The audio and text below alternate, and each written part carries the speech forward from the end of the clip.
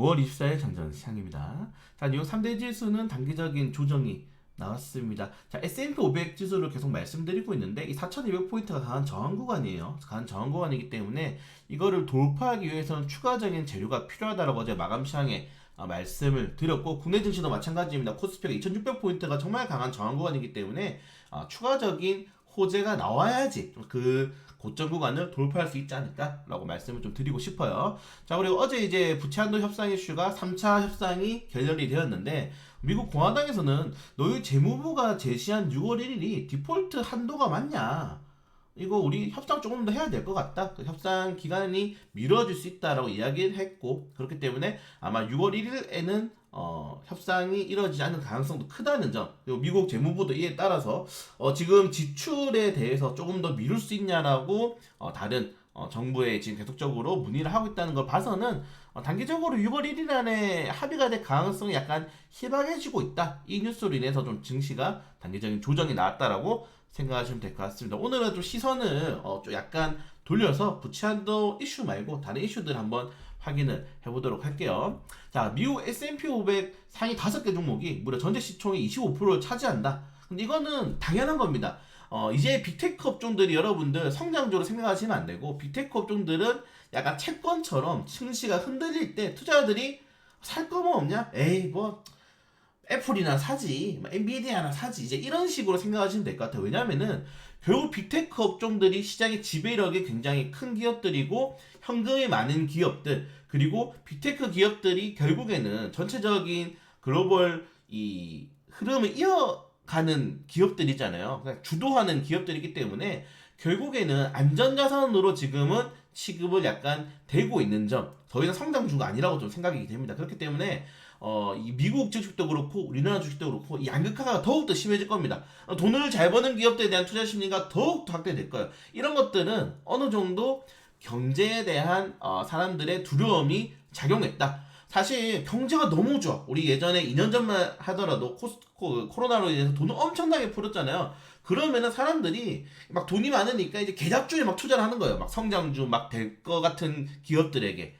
야, 미래에 대해서 투자하지 뭐, 나 돈이 좀 많으니. 근데 지금은 그렇게 소비에 대한 여유가 많지 않기 때문에 주식으로 돈을 벌어야 된다.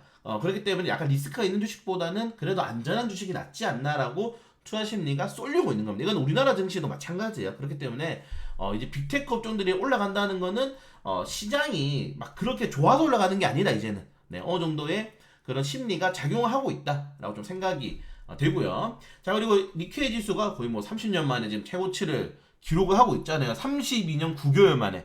자, 니케이 지수를 끌어올린 뭐 주요 내용들이 많습니다. 뭐 엔저에 대한 그런 뭐 수혜도 있지만은, 결론적으로 최근에 증시를 끌어올린 모멘텀이 뭐냐라고 했을 때는 여러분들 워렌 버핏이잖아요. 사실은 워렌 버핏이 일본 5개의 기업에 대한 투자를 선언했고, 투자를 그리고 연말까지 비중을 확대하겠다고 밝혔습니다. 근데 일본 증시에 투자하기 전에 TSMC 중국 주식을 다 처분하고 왔어요. 자, 그렇기 때문에 이제 중원가 증시보다 새롭게 아시아 증시, 특히 그중에 일본 증시를 이 워렌 버핏이 많이 주목하고 있냐 보다. 그렇기 때문에 이 보시는 것처럼 일학개미들, 개인 투자자들이 엄청나게 지금 일본 증시를 사고 있습니다. 이게 뭐냐면은 워렌 버핏 같이 주요 인사들이 일본에 가서 인터뷰를 하고 기업에 대한 투자를 만약에 한국에서 했다고 생각해 보세요. 워렌 버핏이 한국에 와서 삼성전자, LG에너솔루션, 현대차 너무 좋아서 우리 투자할 거고, 버크셔 해서가 투자하고 연말까지 비중 확대할 거라고 인터뷰해 보세요, 여러분. 얼마나 증시가 많이 오르고 외국인 투자자들이 국내 증시 얼마나 관심이 더 높아지겠습니까? 자, 그렇기 때문에 워렌 버핏을 못 모셔온다 하더라도 그럼 뭐겠습니까? 기가 팩토리를 데리고 와야 된다는 겁니다.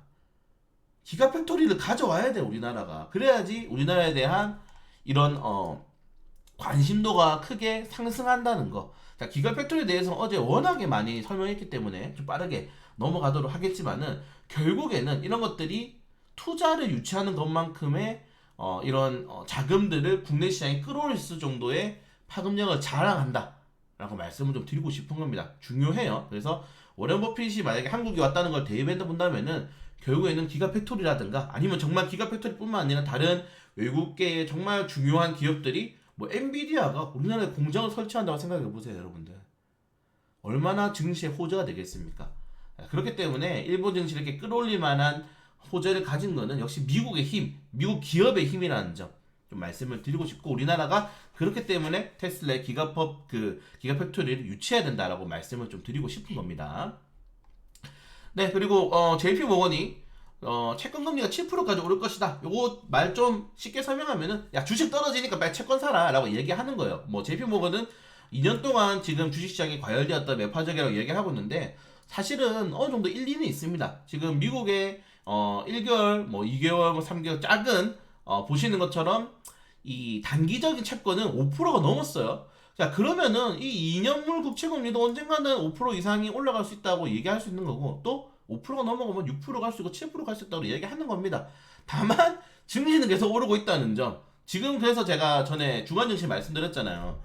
국채도 오르는데 증시도 오르는 굉장히 이상현상이 현재 시장에서 발생을 하고 있다. 다만 전체적인 시장의 규모를 봤을 때는 주식 시장의 금액보다는 채권 시장의 전체적인 투자 금액이 20배가 넘습니다. 자, 그렇기 때문에 사실 뭐 객관적으로 봤을 때는 채권 시장이 맞지 않나, 더 큰 자금 시장이기 때문에. 근데 주식시장도 오르고 있어요. 그래서 제가 말씀드렸잖아요. 지금 시장은 정말 너무 애매하고 정말 과거의 데이터가 먹히지 않는 시장이라는 점. 그렇기 때문에 이런 뉴스에 매몰될 필요 없다. 그냥 시장의 뉴스 이슈를 좀 잘 파악만 하시면 된다 라고 말씀을 좀 드리고 싶고, 자, 어제 그 노무라에서 중국의 경제 성장률을 하향 전망했고, 오늘도 골드만삭스도 중국 청년 실업률이 너무 높다, 이거 성장할 수 있을까? 그리고 청년 실업률을 포함해서 미국의 지방 채권이라든가 이런 부채 이슈들을 계속적으로 이야기를 하고 있는데, 여러분들 중국 청년 실업률이 20%가 넘습니다.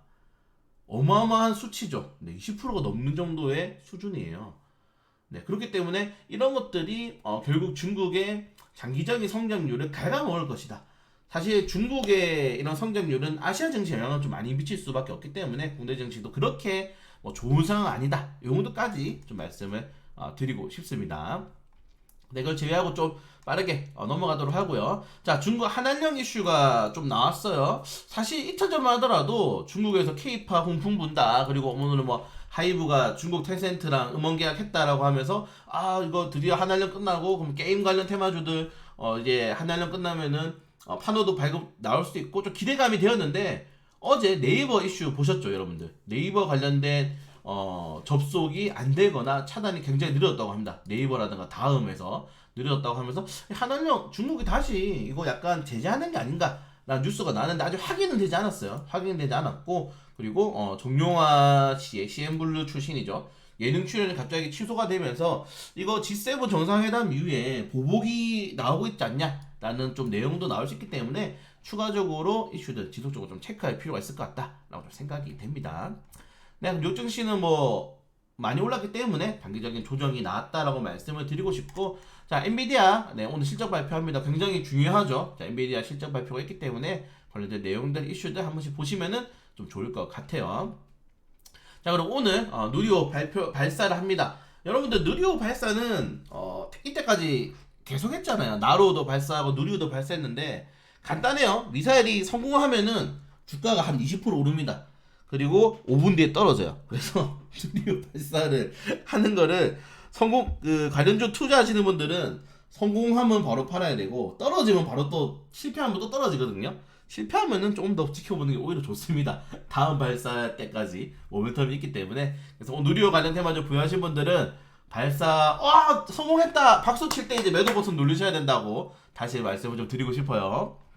네, 그걸 제외하고는 오늘 뭐 큰 이슈는 없어요. 네, 큰 이슈는 없기 때문에 개별적인 이슈도 한번 체크해 보시면 좋을 것 같고, 자, 그래서 코스피도 그렇고 오늘 S&P 500도 그렇고 추가적인 재료가 필요하다. 네, 6월까지는 어느 정도 변동성이 있다. 이 정도가 좀 주요 내용이고, 기가비스 신규 상장하는데 공모 받으신 분들 많으시니까 오늘 장 초반에 좀 잘 체크하고 점상 갔으면 좋겠습니다. 그래서 치킨값 좀 벌었으면 좋겠다. 이 정도까지 말씀을 드리고, 이번 주 내내 좀 흔들리는 시장, 그래도 뭐 종목들이 나쁘진 않잖아요. 우리가 자동차 부품 관련 테마주로 좀 비중이 들어가 있고 실적이 받쳐주는 종목들이기 때문에 흔들리지 마시고 변동성 잘 확인하면서 6월달까지는 보수적으로 좀 운영하면서 어제처럼 단타만 좀 칠 수 있도록 하겠습니다.